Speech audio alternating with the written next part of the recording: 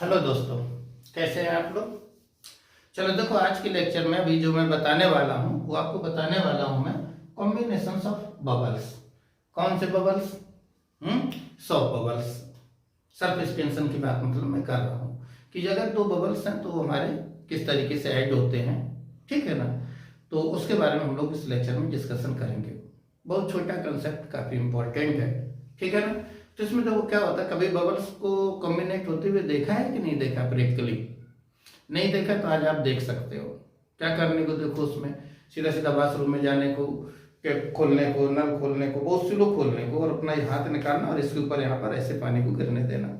जब वाटर यहाँ गिरेगा तो देखना बहुत सारे बबल्स बनेंगे। तो बबल्स किस तरीके से जुड़ते हैं उनको बहुत अच्छे से ध्यान देखना।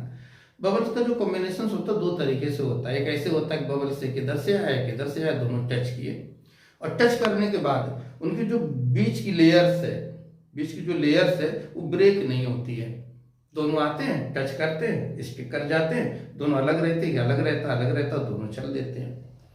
तो उसकी जो मेम्ब्रेन होती है, जो कॉन्टेक्ट मेम्ब्रेन होती है, तो उसकी जो रेडियस होती है वो तो ना इस वाले बबल्स की रहती है ना इस वाले बबल्स की रहती है। न्यू रेडियस फॉर्म हो जाती है। तो वही पूछ लेता है क्वेश्चंस में। दूसरा कॉम्बिनेशन कैसे होता है कि एक बबल से इधर से आया, एक बबल से इधर से आया, एक छोटा बबल से एक बड़ा बबल से आके आपस में टच किए। टच करने के पश्चात बीच की मेम्ब्रेन ब्रेक हो गई। तो जब मेम्ब्रेन ब्रेक हो जाएगी तो किसकी एयर किस में जाएगी बोलो? बड़े वाले की छोटे वाले में जाएगी, छोटे वाले की बड़े वाले में जाएगी। एक तो यही क्वेश्चन इंपॉर्टेंट रहता है। तो जो बड़ा वाला बबल्स होता है उसकी एयर छोटे वाले में नहीं जाती है, छोटे वाले बबल्स की बड़े वाले बबल्स में चली जाती है, और बड़ा वाला और मोटा होकर के वहां घूमने लगता है। तो इस तरीके से दो तरीके से कॉम्बिनेशन होता है बबल्स का। ओके, छोटे की एयर बड़े वाले में क्यों जाती है ये मैंने इसके पहले एक वीडियो बना के डाला, उसमें पूरा एक्सप्लेन किया है। उस वीडियो का नाम है एक्सिस प्रेशर के नाम से। क्लियर? ओके। तो देखो यहाँ पे दो तरीके से कॉम्बिनेशन होता है। जैसे देखो पहला कॉम्बिनेशन ये है हमारे पास कि दो बबल्स हैं, रेडियस R1 R2, ये देखो आपस में टच किए, लेकिन बीच की मेम्ब्रेन इनकी ब्रेक नहीं होती है, लेकिन शेप चेंज हो जाता है। एक दूसरा एक न्यू मेम्ब्रेन बन जाती है, न्यू मतलब रेडियस शेप बन जाता है। तो वही क्वेश्चन में पूछ लेता है। तो देखो ऐसे कंडीशंस में जब इसका बीच की जो लेयर्स है वो ब्रेक नहीं होती है तो ये टच करके आपस में स्टिक करके मूव करने लगते मीडियम वेव। तो ऐसा कॉम्बिनेशन होता है। दूसरा कॉम्बिनेशन इस तरीके से होता है। देखो दो बबल्स हैं, रेडियस R1 R2, आपस में टच किए, टच करने के पश्चात बीच की मेम्ब्रेन ब्रेक हो गई। तो किसकी एयर किस में जाती है? छोटे वाले की एयर बड़े वाले में जाकर के बड़ा वाला और बड़ा होकर के मीडियम में घूमने लगता है। ओके, तो देखो दो केसेस होते हैं। इसमें कैसे हम लोग समझें कि मान लो ये पूछा जाए जो इसकी कॉन्टेक्ट लेयर्स है जहां पे दोनों स्टिक करते हैं तो उसकी क्या रेडियस होगी, ये क्वेश्चन में पूछता है। सिंपल से बिल्कुल सिंपल। देखो इसका इनसाइड प्रेशर, ठीक, और इसका इनसाइड प्रेशर। तो अकॉर्डिंग टू एक्सिस प्रेशर के हिसाब से, ठीक है, मान लो ऐसे लिख लो, इसका 1 है और इसका कितना है? 2 है। ओके, इन दोनों में से कौन ग्रेटर होगा? P1 is greater than P2, क्योंकि एक्सिस प्रेशर हमारा जो रहता है रेडियस के साथ कैसा रिलेशन रखता है? इनवर्सली। ये हमने पिछले वाले लेक्चर में बताया था आपको। ओके, आप देख सकते हो उसको। ठीक है, क्लियर। तो अब इसमें जब टच करेंगे तो कौन सा प्रेशर ज्यादा है? P1। कौन सा कम है? P2। तो फाइनली प्रेशर किस तरफ रहेगा? Delta P toward the large bubbles. तो इसका जो कर्व शेप होगा उसके तरफ जाएगा। तो एक मेम्ब्रेन नया सर्किट बना देती है। बिल्कुल इजी कंसेप्ट हो। कैसे लिखते हैं? यहाँ से डेल्टा P इक्वल टू सीधा क्या लिख लो? P1 minus P2। और क्या होता है बबल्स में? 4T/R equal to 4T/R1। ये एक्सिस प्रेशर है, ठीक है ना। तो ये आ जाता है।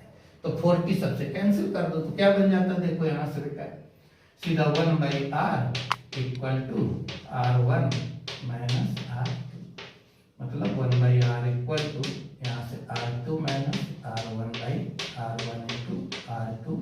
R कितना आ जाएगा? सीधा R1 R2 और R2 माइनस R1। ये रेडियस निकल आता है। ये फार्मूला हो जाता है सिंपल सा एकदम से, बिल्कुल इजी। बोलो, बात इतनी क्लियर? ठीक है ना। तो ये जो है इसकी जो जहां पे दोनों टच करते हैं उसका जो रेडियस है वो रेडियस कितना निकलेगा, are equal to R1 R2 minus R1 ये निकल आएगा। बात क्लियर, इसमें तो कोई बहुत कंसेप्चुअल क्वेश्चंस बनते नहीं है। बट ये जो सेकंड केसेस है इसमें हमारे कुछ एप्लीकेशंस यूज हो जाते हैं, कुछ कंसेप्चुअल क्वेश्चंस भी बन जाते हैं। क्लियर बेटा, कैसे, छोटा बबल बड़ा बबल टच किए, लेयर टूटी, छोटे की एयर बड़े वाले में गई और बड़ा होकर के मीडियम में घूमने लगा।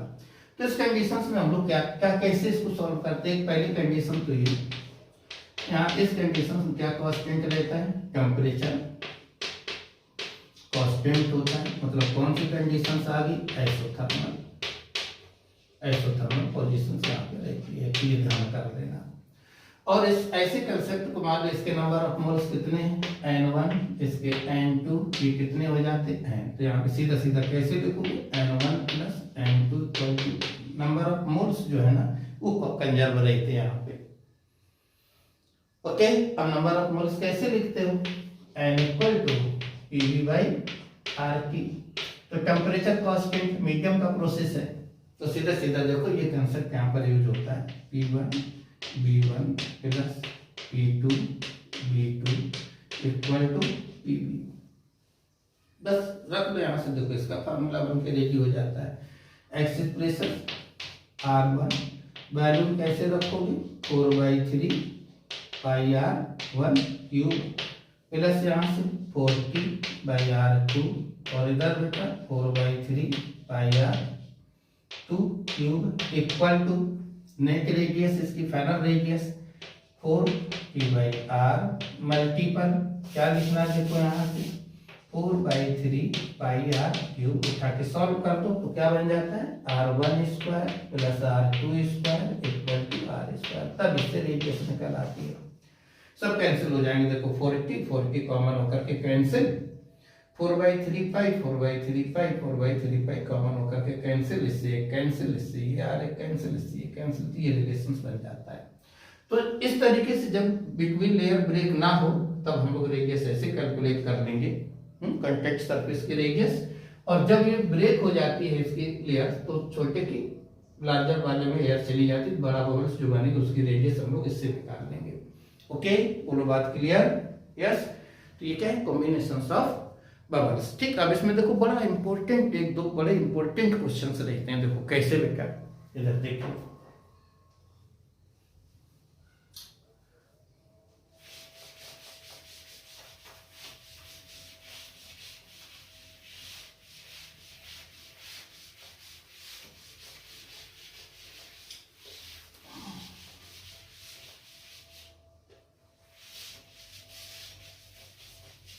देखो ऐसे कि हम लोग इसकी बात करते हैं, कौन सा, सेकंड केसेस, छोटा बबल्स एंड बड़ा बबल्स, और क्या फॉर्म हो जाता है, एक न्यू बबल्स। ओके, इसकी रेडियस R1, इसकी रेडियस R2 और इसकी रेडियस क्या ले लो R, जब मेम्ब्रेन ब्रेक हो जाती है। ठीक है, उसके रेडियस का तो फार्मूला भी आपको बताया है, यहाँ पे कैसे लिखते, देखो सीधा R square equal to R1 square plus R2 square. कब, जब इन दोनों के बीच की मेम्ब्रेन टूट जाती है। कंसेप्ट क्या बना था, P1 B1 plus P2 B2 equal to PB। अब देखिए यहाँ पे हम लोग कैसे लिखते हैं, इसका इनसाइड प्रेशर, ये आउटसाइड प्रेशर, और P इनसाइड ये आउटसाइड, और ये इक्वल टू किसके होता है, बोलो बेटा 4P/R एक्सिस प्रेशर। तो अगर P इनसाइड देखें यहाँ से क्या बन जाता है, P0 प्लस 4P/R। अगर हम लोग इसको यूज कर लें, ये यहाँ पर यूज करें, ठीक है, तो इसमें पूछ देता है क्वेश्चंस कि find the relations between change in volume and change in surface area. इनके बीच में क्या रिलेशंस होता है। ये बहुत इंपॉर्टेंट क्वेश्चन एग्जाम में, जेईई में तो 2-3 बार आ चुका है और नीट में भी ये पूछा जा चुका क्वेश्चन। क्लियर, तो ये पूछ लेता बेटा। ठीक, तो दो कैसे उसको निकालते हैं हम लोग देखना। अब यहाँ पर हम लोग कौन सा प्रेशर यूज करेंगे, इनसाइड प्रेशर। कौन सा प्रेशर यूज करेंगे, इनसाइड 1, इनसाइड 2 और इनसाइड। तो देखो यहाँ पे कैसे लिखते हैं हम लोग, मान लो P1 के स्थान पे रख रहे हैं तो ऐसे रखो, देखो P0 plus 4t by R और into value 4/3 pi R 1 cube. ये देखो इसकी वैल्यू हो गई। अब यहाँ पर P2 P0 plus 4t/r2 value 4/3 pi r2 cube equal to okay. यहाँ पर देखो P0 प्लस 4t/r और वैल्यू 4/3 पाई आर क्यूब। अब थोड़ा यार देखना, थोड़ा शॉर्टकट करके लिखने की कोशिश करेंगे। कैसे कि अब ये जो डाटा है हमने क्या लिया 4/3 पाई r1 क्यूब। इसका हम पहले मल्टीपल किसमें करेंगे P0 में, फिर इसका मल्टीपल हम लोग किसमें करेंगे इसके साथ। तो हमको एक साइड क्या बनाना है वॉल्यूम और एक साइड हमको क्या बनाना है उसका सरफेस एरिया। तो वॉल्यूम तो सीधा सीधा देखो क्लियर मिल रहा है ना। देखो ये वॉल्यूम P0 के साथ, इसका जब इधर मल्टीपल करोगे P0 के साथ, जब इसका इधर मल्टीपल करोगे तो P0 के साथ। Okay clear. अब ये सोचो हम लोग एरिया इधर रखें तो वॉल्यूम उधर शिफ्ट कर दो, वॉल्यूम उधर रखें तो एरिया इधर शिफ्ट कर दो। तो एरिया कैसे बनेगा जब इसका इसके साथ मल्टीपल करो। यहाँ पे मल्टीपल किया देखो R1 से R1 कैंसिल हो जाएगा एक, तो यहाँ क्या आ जाएगा 4 पाई R1 स्क्वायर। ये सरफेस एरिया बन गया फर्स्ट का। ओके तो यहाँ से देखो 3 एक्स्ट्रा हो जाएगा जब हम लोग इसके साथ मल्टीपल करेंगे और 4t एक्स्ट्रा हो जाएगा। तो यहाँ से 4t/3 अगर हम लोग कॉमन ले लें, इतने को देख रहे इतने को ये ले लो। ओके एक्सप्रेशन वॉल्यूम को मल्टीपल, इसका जब हम लोग कर देंगे तो यहाँ से देखो R1 से R1 cancel. Okay 4t/3 common ले लो, तो यहाँ से 4 पाई R1 स्क्वायर जो कि सरफेस एरिया होगा और यही हम इसमें करने वाले हैं, यही हम लोग इसमें करने वाले हैं। वॉल्यूम के लाने आप इसके साथ मल्टीपल कर दो, इसके साथ मल्टीपल करो P0 कॉमन ले लो, सिर्फ देखो वॉल्यूम निकल आएगा।